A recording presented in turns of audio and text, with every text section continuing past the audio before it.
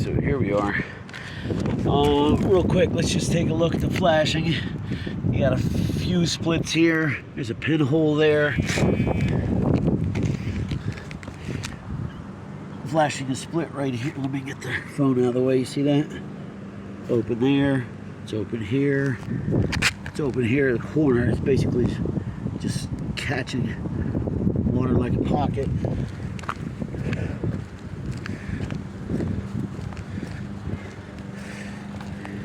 So at the very least, you got some flashing failure, and I'll show you where. This is separated right here. It's split all the way across. You can see the fabric there. It just goes to show you it's worn. See the edges here? And there's this split. Goes all the way across.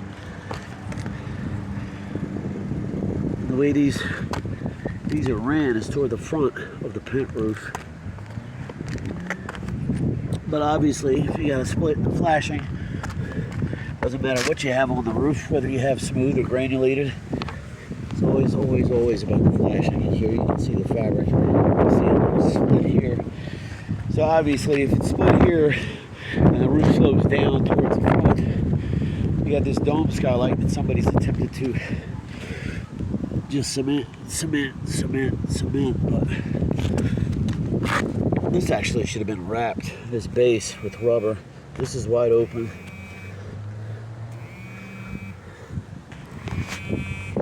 Look at this. I stick my cigarette in there. I'm not gonna. This boot has failed. Not only can you see the fabric, you see the water lines where the water's sitting. So if that's not solid, here you go. This is open. The skylight should be popped off. Although you got a few splits. This should be popped off. That should be wrapped in rubber, not just painted with cement. Because what happens is the water gets in here, and then here's the telltale sign of where it comes out. Split. Fabric failure. Yeah, this should have been wrapped in rubber.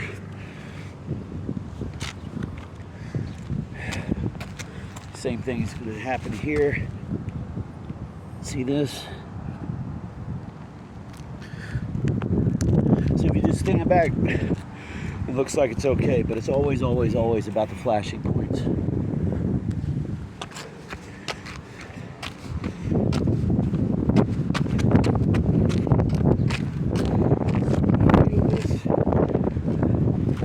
And over here, before we even get to the box, you see how you have this flashing failure here? I don't know why they didn't wrap the rubber up onto here, like they do with the car wall. So I pulled most of this out so I can take a look here. Let's see what we got. We have a clogged up Parkwood box, which somebody's attempted to put elastomeric or something in here, but it's irrelevant. What you have in here, problem with these granulated roofs is once you have a seam, let some water in, you'll never get it closed again. And what I don't like to see, especially in the drain area, so they put a lot of stuff here. There's a lot of elastomeric here, but there's no bleed on the rubber here. See this? I don't even want to lift this up, but this is what it's supposed to look like. This is what you have. So obviously you pay attention to the darker part of the roof, this is where water's collecting. If it can get in there, it will. There's not a good bleed on the back of this wall either. So you've got good bleed in some areas, not so good bleed in other areas. And why is that important? It's weakening the decking there. Because flashing across, well, you got what, 25, 30 foot there, not to mention your downs, not to mention there's overbleed in some areas where the weld is good and then none in other areas. Again, essentially not a terrible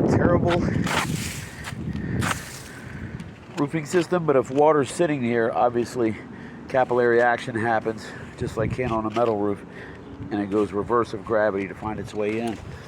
But this thing The fact that you can see the fabric is a no-no. This should not have been coated like this. You should have had rubber walls underneath of it. This entire stack needs to be cleaned up and have a rubber boot up on it.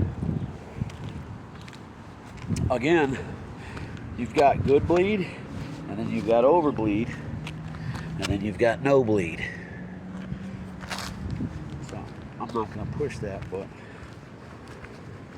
you're seeing water because of your flashing points and your weak welds. This is literally an inadequate weld right here.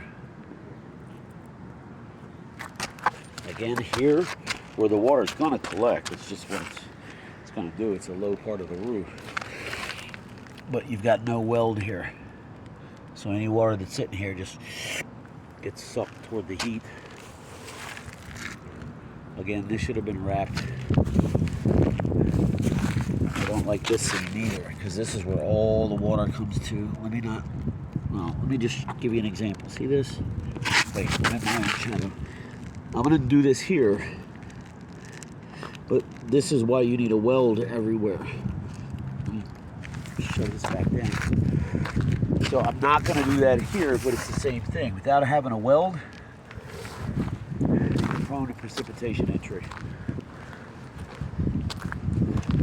But yeah, at the very least, you need a reflash. And then what I would do is just throw either silicone or elastomeric on every seam after they're flashed. You can't put aluminum on this, but what you can do is take care of the seams. God, here's another one. There's no bleed. You got overbleed here and no bleed there. I hate when I see this. This is a fire-breathing dragon. They pushed out all the rubber out to here, which weakens this, which is not a super big deal, but if you've got a big lump here, it creates a gap here. There's another split seam. So, you know, if you've got 100 of those on the flashing, you're going to have a problem with precipitation entry.